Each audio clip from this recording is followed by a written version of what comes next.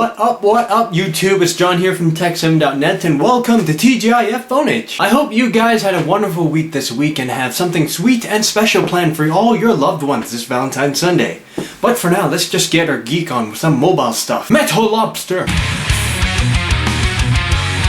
A new and mysterious Nokia device has been rendered and released on the interweb. This so-called Nokia N98 looks to be an upgrade to the Nokia N97. And is said to feature a 4-inch capacitive touchscreen and 32GB of onboard storage. Interestingly enough, this mechanical Ninja Turtles looking thing is similar to another rumored Nokia phone, the Nokia N8, which has a 3.5-inch capacitive touchscreen, a 12-megapixel camera, and is running the new Symbian 3 OS. If you thought that was cool, you should check this out.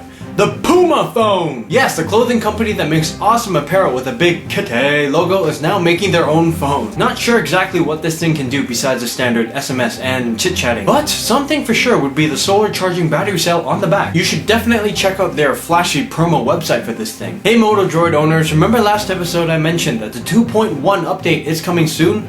Well, apparently it ain't. According to Mr. Matt, the Motorola forum manager, they've apparently jumped the gun and it appears that the update will be postponed.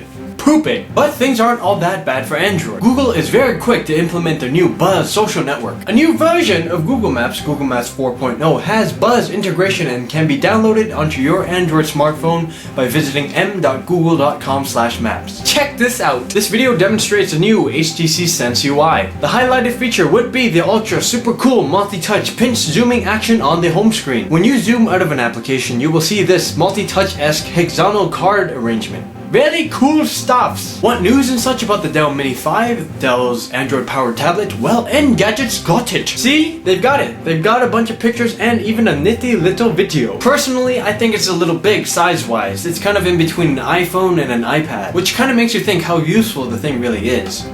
Nevertheless, it's quite cool beans. AT&T is apparently forcing data plans on anything their system believes to be a smartphone. Essentially anything with a keyboard and or touchscreen. Apparently, if their system detects any smartphoneage with their services, they will automatically add a smartphone plan onto your current voice plan, assuming that you don't already have data. Even if you buy an unlocked phone from, say, Turkey and use it on the AT&T network, they will still slap that data plan on you, as it'll protect you from data overusage. How nice! Check out the link to see AT&T's email response. Something that I have to point out from that letter would be that they said, if you would like to select another data plan or have questions, then please call blah, blah, blah. But they never mentioned canceling the auto smartphone plan, so I guess it's mandatory. So my question for you guys is, what do you think of AT&T's automatic smartphone policy? I personally think it's ridiculous and greedy, but yeah. Adobe has reported that in December there were more than 7 million attempts to download Flash from adobe.com from iPhone and iPod Touch users. That's like, holy crap! Okay, if that's not a wake-up call to Mr. Jobs and Apple, then I don't know what is. For some reason, I have a feeling that when Apple is finally ready to accept Flash, Adobe will say, too late, sucker! You had your chance. Just be lucky that we still let you guys use Photoshop. Sucker! Some good news for iPhone users, that would be that Opera Mini might be coming to iPhone OS.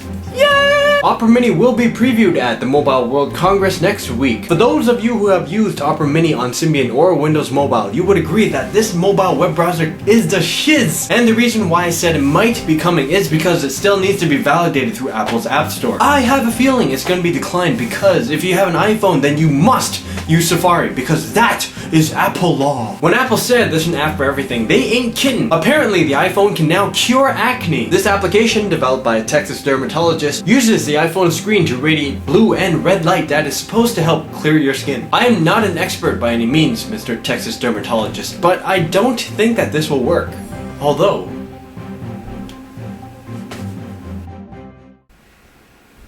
oh hey, hi doc. Hi, Mr. John. How are you doing today? I'm fine. That's wonderful. I have your test results here, and they're not good. Apparently, you have a brain tumor, and that is due to abnormal cellular phone activity.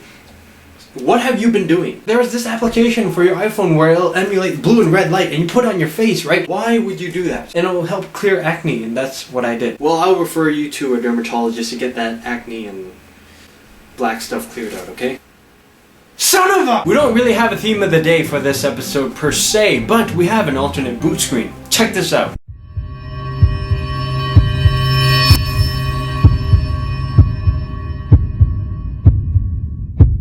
Wow! Installation instructions link on the side. This episode of Phoneage is brought to you by Simon's Cat.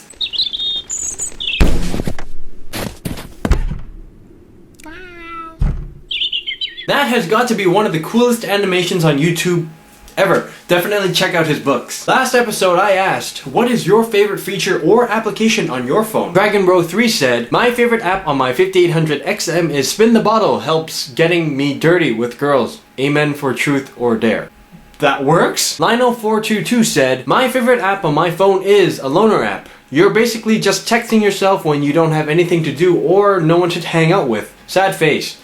But it's great. If I send you're sexy, then I get you're sexy right back, so it's totally awesome lol. Dude, talk to DragonBro3, and in the meantime, get the Spin the Bottle app. Ding! Fan art time! Gotta give a shout out to Aish for this awesome Rambo pic. Con for this tehkseven logo. Drawn in paint, I might add. Leo for this Android Heart John pic. That's right, he does. And Ewode. Sorry if I'm pronouncing your name wrong, I'm pretty sure I am. Of this pic, I guess, of him and some girls watching me at a party. The girl on the left is probably all like, tee-hee-hee-hee, is it true what they say about Asian guys? Friggin' Well, I hope you guys enjoyed this episode of Phoneage. For free mobile downloadables, check out tehkseven.net. For all the stuff we've covered today, check out the links on the side. This was John from T7, and I will see you guys next week. 1-2 peace. The things I do for you Phoneage fans. Here is the Revlon makeup thing I got from my sister, and I'm gonna apply some on my face to make for that iPhone skit thing. Oh gosh.